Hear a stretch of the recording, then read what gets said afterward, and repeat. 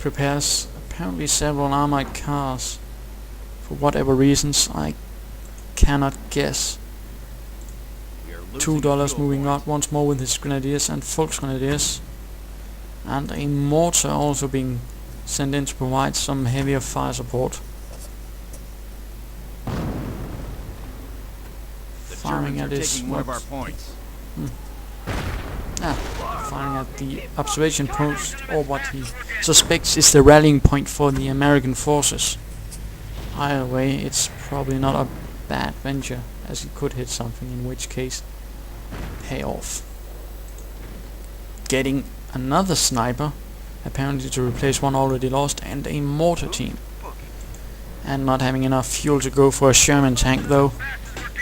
Volksgrenadiers taking heavy losses. Enemy unit down. And final Volksgrenadiers going down in flames, lying down by the stone wall for a final rest. Airborne being called in, which means that Fatah has gone for the airborne Doctrine and has now the assistance of the 101st Airborne Division. While Gendodimir here has gone for infantry, meaning he can call in rangers and some off-map combat groups if he deems that necessary to the war effort. A regrouping for some larger attack, I can see. Numerous engineers, riflemen and snipers, so he's definitely not there to hold a picnic. $2 opting to boost the combat efficiency of his infantry has now regency level 2 for his grenadiers and Volksgrenadiers, meaning that his grenadiers will be tougher. And another sniper, one already going down. Does he have anything else than snipers? I don't think so. $2 bravely holding up, but falling under the withering fire of the riflemen coming in hordes. Snipers taking out whatever else is left standing, while the mortar team is completely torn apart by light machine gun fire, but still makes it out alive. Grenadiers moving in an attempt to stem the tide, but not really functioning that well. And it seems like that $2 has gone for the defensive Doctrine, seeing as he's reinforcing from the bunker itself. Sniper fire taking out a machine gun team. Riflemen suffering some losses by now, and quite low in fact. Numerous casualties. It's been a bloody fight on both sides, although it seems General Gendodimir has not gained any territory from it. So I'm not sure if it's any good for him. Airborne moving in now with recoilless rifles, giving them some anti-tank capability. Albeit they won't be able to deal expertly with heavy armor. Pack raging in, and the airborne finding themselves under fire out in the open from the grenadiers and Volksgrenadiers. Not really the best position, as you genuinely want to be behind cover lest you take heavy losses, as these airborne do.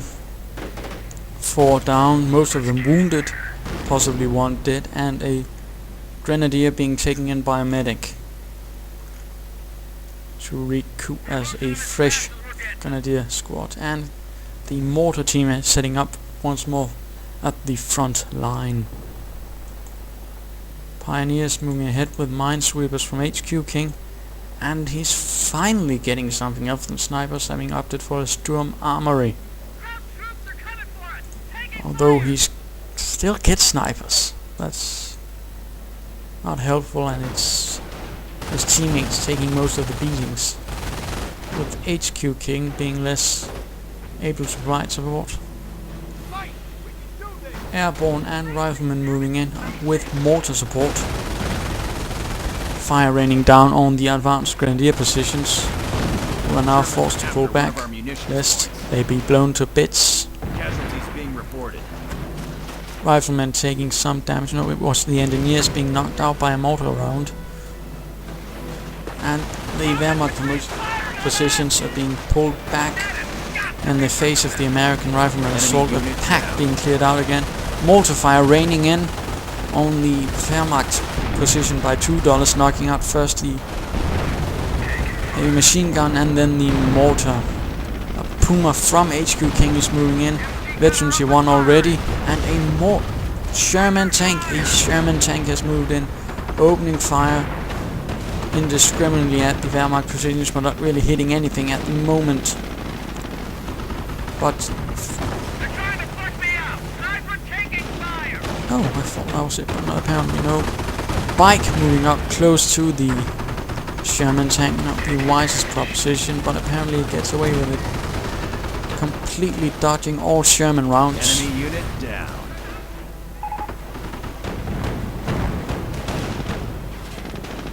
And here we have Fatah apparently asking something, but I'm not sure what. Sherman pulling back as Grenadiers are getting Panther Shreks to deal with it. Mortar fire still raining in, causing some losses. And a second bunker by $2 up to increase casualty clearing, I suppose you would call that. Bunkers being repaired and a attack. Alright, the AI just threw a grenade for no apparent reason. Well, good for it. Finally, it looks like the Germans are mounting a larger attack, finally moving out from their own position, finding themselves under heavy fire, running into a machine gun and taking fire from the Sherman, which has finally managed one kill. Puma pulling back, deciding it doesn't really have the capabilities to take on a Sherman, which it certainly does not. Pioneers finding themselves now trapped by the Sherman, taking heavy losses, one already evaporated, and certainly not alive. Moving back towards the central position behind the house. Some Grenadiers remaining at the front line, albeit they are also pulling back in the face of the larger American force. Recorder's rifle taking pot shots at the bunker, bike moving in. Grenadiers finding themselves overwhelmed by the airborne, while Grenadiers are moving in to provide support alongside with another sniper from HQ King. And we are seeing a larger movement of infantry now to try and support the front line, but it is taking heavy allied fire, mortar shells causing losses, heavy losses in fact. Mortar fire, howitzer fire raining in again, devastating the German positions, forcing them to spread out, allowing the American troops on the west to clearly pick apart those on the left there.